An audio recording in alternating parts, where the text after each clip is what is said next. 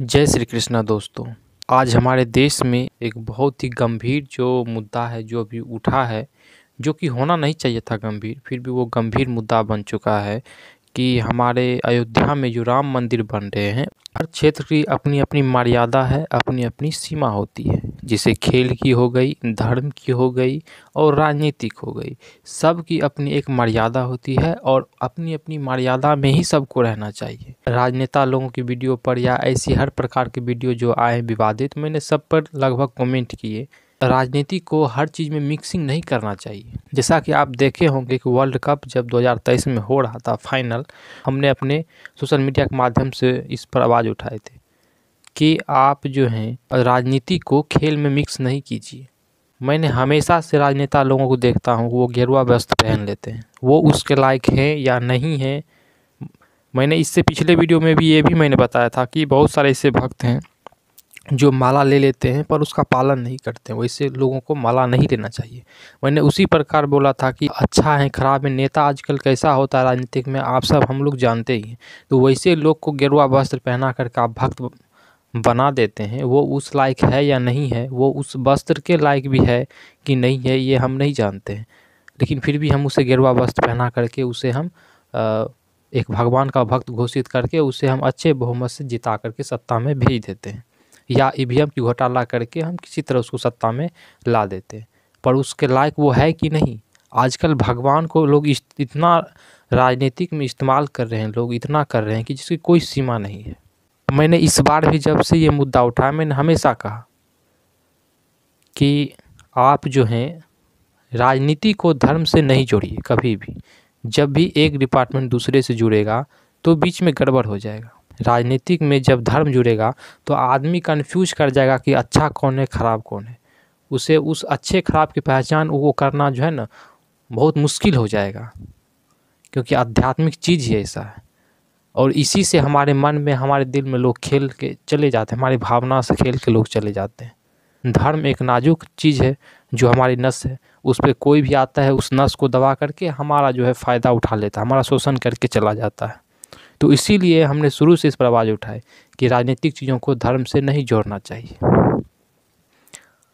आज समय से पहले राम मंदिर पे जो है उस पर प्राण प्रतिष्ठा हो रही है, जिसमें बहुत सारे संतों की इसमें बयान आई है कि ऐसा नहीं होना चाहिए, पहले पूरा बनना चाहिए फिर जाकर के राम मंदिर का जो है वो प्राण प्रतिष्ठा होना चाहिए। क्योंकि प्राण प्रतिष्ठा होने का मतलब हो गया कि मंदिर में भगवान विराज हो गए, और जब हम उसके ऊपर जाकर के मंदिर के ऊपर यदि हम काम करते हैं तो फिर उस समय दिक्कतें होगी। ऐसा प्रतीत होगा कि भगवान के माथे पर अपना पैर रख के काम कर रहे हैं, तो ये उसके थोड़ा सा अपमान हो जाएगा। इस कारण से साधु संतों का कहना है कि जब मंदिर का ऊपर वाला काम जो वो सब हो जाएगा तो अब हम लोग आराम से प्राण प्रतिष्ठा कर लेंगे, इसमें हड़बड़ाहट क्या है। लेकिन हम लोग साधु संतों की भी बात नहीं मान रहे, अपनी एक पर्सनल राजनीतिक फ़ायदे के लिए हम कुछ भी कर रहे हैं। ऐसा नहीं होना चाहिए ना। साधु संत जो भी बताते हैं हमेशा वो शास्त्रीय विधि विधानों के अनुसार बताते हैं। जैसे ये हमारा भागवत गीता है, इसमें 16वें अध्याय में देवी और असुरी गुण ये दोनों के बारे में लिखे हैं। देवी गुण में वही आएंगे जो शास्त्रीय विधि विधान के अनुसार कोई भी काम, कोई भी अनुष्ठान, कोई भी कर्म हम जीवन शास्त्रीय विधि विधान के अनुसार जो कर्म करते हैं वे हमारा देवी गुण कहलाते हैं। तो आज जो भी आचार्य हैं, शंकराचार्य के जो भी हैं, वो बड़े बड़े संत, वो सब वही बात को बोल रहे हैं कि हम शास्त्रीय विधि विधान के अनुसार चाहते हैं कि प्राण प्रतिष्ठा हो, लेकिन हम उसकी बातों को नहीं मान रहे। हम अपनी कुछ पर्सनल राजनीतिक फ़ायदे के लिए समय से पहले मंदिर के बनने से पूर्व हम उसका उद्घाटन कर रहे हैं। तो इसीलिए हम इस पर हमेशा बार बार इस पर आवाज़ उठाते हैं और सभी लोगों को कहते हैं कि राजनीतिक एक अलग क्षेत्र है और धार्मिक क्षेत्र अलग क्षेत्र है, इसको आपस में मिक्स नहीं होना चाहिए। जो ही ये आपस में मिक्स होगा, पब्लिक, आम आदमी, सारे लोग कन्फ्यूज हो जाएंगे कि कौन सही है और कौन गलत है, किसको सही बोले और किसको गलत बोले। क्योंकि राजनीतिक और धर्म मिल गया आपस में, और उसका कोई भी विरोध करेगा तो ऐसा लगेगा कि हमें कि हमारे धर्म का विरोध कर रहा है, तो मजबूरी में हम उसका साथ दे देते हैं। तो ये मिक्स होने का ये नुकसान है। सबसे मेन मुद्दे भी हैं बेरोजगारी। दूसरा मेन मुद्दा है महंगाई।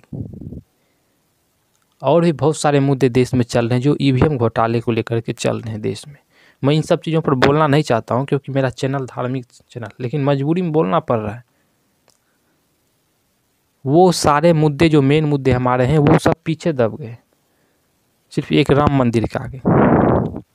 हमारे नेता जो हम 5 साल के जिसको चुनते हैं देश को आगे बढ़ाने के लिए, हमारी जो बेसिक समस्या है शिक्षा, स्वास्थ्य, महंगाई, बेरोजगारी, इन सब पर काम करने के लिए हमें उसे चुनते हैं 5 सालों के लिए।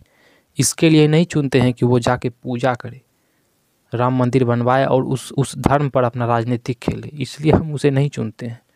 राम मंदिर बनना ये बहुत अच्छी बात है, बन रही है, खुशी की बात है, पर उसका राजनीतिक फ़ायदा उठा लेना उसमें जा कर के ये कभी सही चीज़ नहीं है।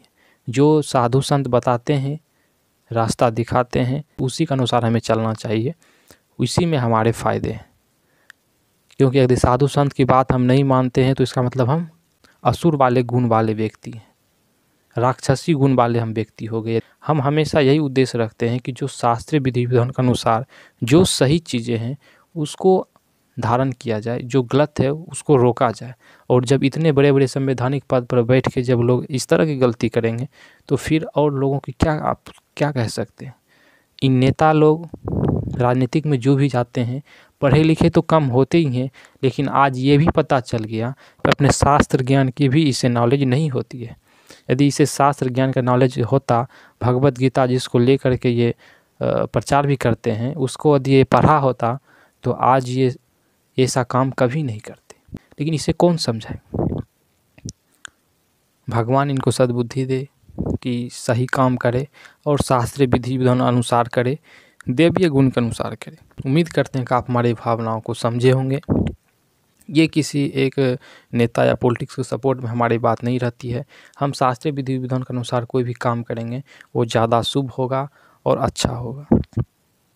तो मिलते हैं फिर किसी वीडियो में, तब तक के लिए जय श्री कृष्ण।